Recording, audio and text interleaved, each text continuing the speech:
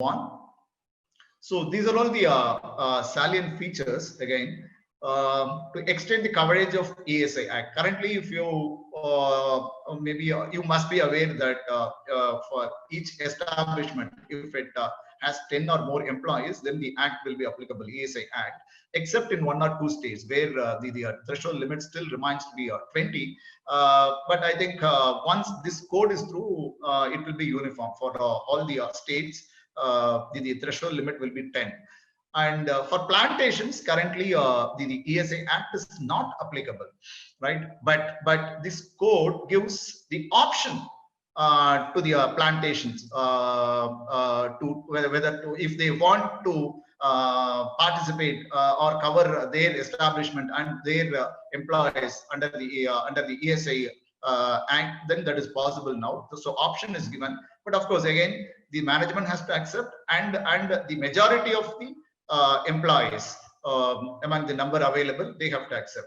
And with respect to the hazardous and maybe the life-threatening occupational establishments, even if there is single employee, the Act could be made applicable, and of course we may have to wait for notifications for that. And with respect to PF, pension and EDLI, all the 3 schemes under the PF Act, again the coverage is getting expanded. So each establishment which engages 20 or more employees, this Act will be applicable, PF Act. Consequently, all these 3 schemes will become applicable. If you take the history, in fact, when the Act was introduced in 1952, in fact, this was made applicable only to 7 industries, including the cement industry. Right, then I think slowly the number of industries got increased, and if I'm right, around 180 industries are now included, right? But now those are all removed. The clear point is, if there are 20 or more employees in an establishment, whatever be the establishment, it could be a factory, it could be a commercial establishment, whatever it is, so the Act will become applicable. And of course, to provide for specifying differential rates of employees' contribution. As you are aware, again, one of the main intentions of this code is to include the gig workers or the platform workers, as you call, maybe the unorganized workers. Now, currently, I think they are not entitled, strictly speaking, for any of these benefits. But this code specifically includes them, and these terms are very specifically defined. Let us see when we go through the slides. But for these people, in fact, instead of 12%, which is available for the regular employees currently, they can fix different rate. That is possible, but of course, we have to look for the scheme to be framed under this. Then money dues shall be paid on priority basis. So in case maybe under the insolvency and the bankruptcy code, if any payment is to be made, then the preference shall be given if there is any due by the company to PF organization or to ESI corporation, then I think that will have priority. They have to make payment to them first, only then they can go for settling the other debts.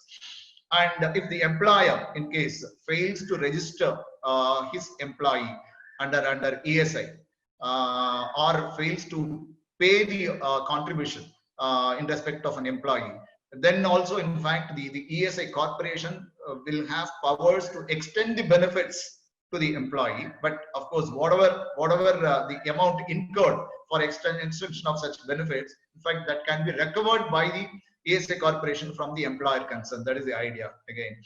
Then the central government to frame schemes for providing social security to gig workers and platform workers. As I said, so these are all now, I think these people are there in the unorganized workers system.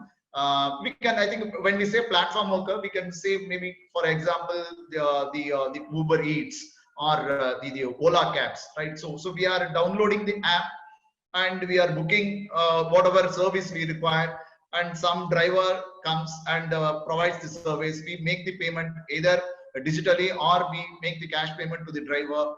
There is some arrangement, but in fact there is no traditional employee relationship between this driver or the developer of the app.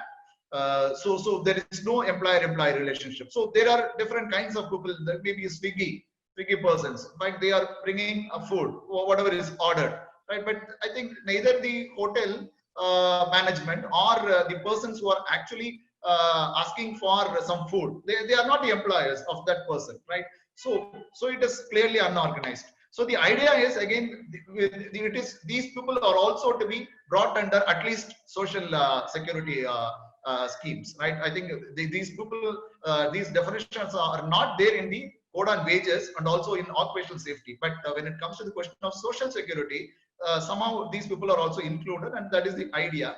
And so that is the reason I think that is taken part, falling under this salient features. And gratuity for fixed term workers and other provisions on par with regular.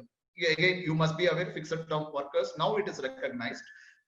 Again, the term is defined under this code itself. So even if the term of the fixed term worker is less than 5 years, which is the minimum required number of years for a person to become eligible for payment of gratuity in the normal situation.